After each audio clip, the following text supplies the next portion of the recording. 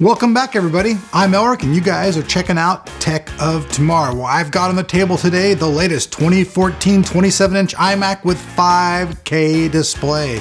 That's right. Now, whether you guys like Apple or not, you gotta hand it to them, because these guys are the only people on the market that have a 5K display. That's right. So what is 5K? I thought you were going 5K. I've heard of 4K, but which is what in the hell is 5K? Well, 5K is the resolution depth. This thing has a resolution of 5120 by 2880. Whew, amazing, right?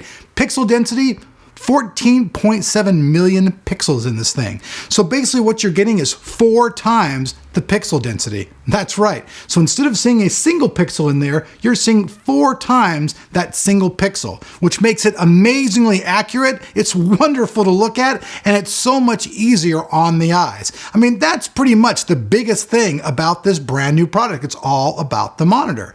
Now, AMD actually had to work with Apple and do kind of a little fidgeting to even get this thing to do this, because you guys all know that currently right now, there's nothing out there that can truly power anything like this. Hence why Apple right now isn't releasing a single monitor like this, because they can't have anything to power it. But working with that deal with AMD, they've got this 5K thing. And I have to tell you, after looking at it and using it, it's simply incredible. I'm an older guy, I even have to wear glasses sometimes, and looking at this monitor, I don't get any kind of eye strain whatsoever. And if you compare this to my older 2012 edition one, the screen is just, you're just like, holy shit, Batman. I mean, the depth clarity on the other one, 2560 by 1440, it's nothing to go about. It's pretty damn awesome.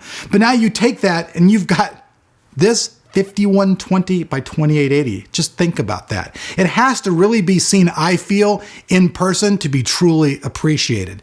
Having a 5K screen means you can have that 4K video up and still have space to work around, which is actually a pretty awesome thing. The one that I got is just the basic, it's the entry level. It's the i5 3.5, 3.9 on the boost.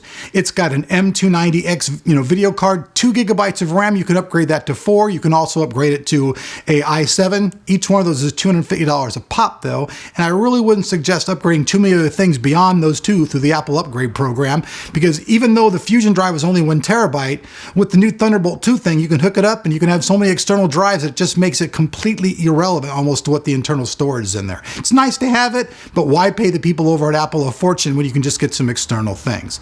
Now, I know the question that's on everybody's mind though is all, hey, where is the performance?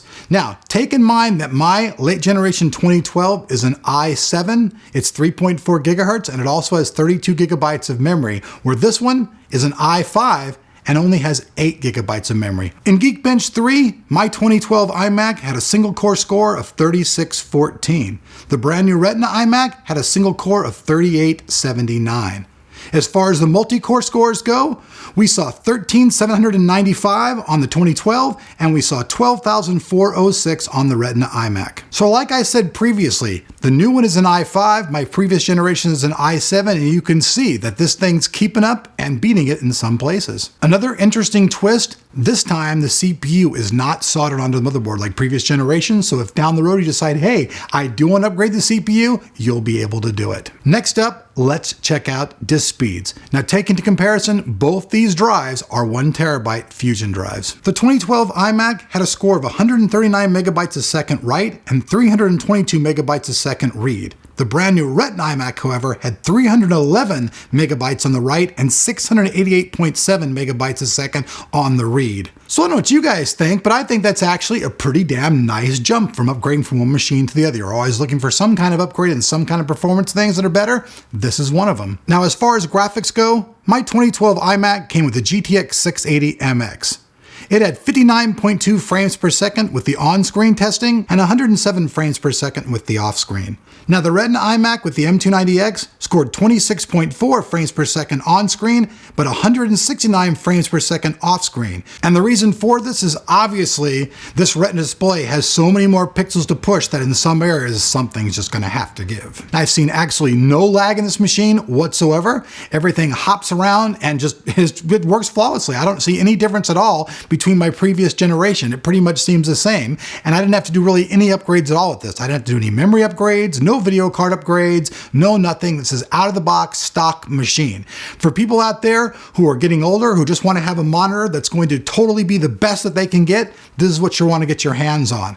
Now, I know people out in the PC Master radios go, oh, screw that, I'll wait, blah, blah, blah. Well, you'll be waiting probably a little bit longer. But for me, for what I do, for my old eyes, I gotta say, I really love this thing. As far as the internal hardware and stuff goes, it's probably not gonna be all that much different than we've seen previous generations. You know, there's gonna be a few new parts here and there, but the biggest thing about this, obviously, is the monitor. And I gotta tell you, from first impressions, I'm impressed.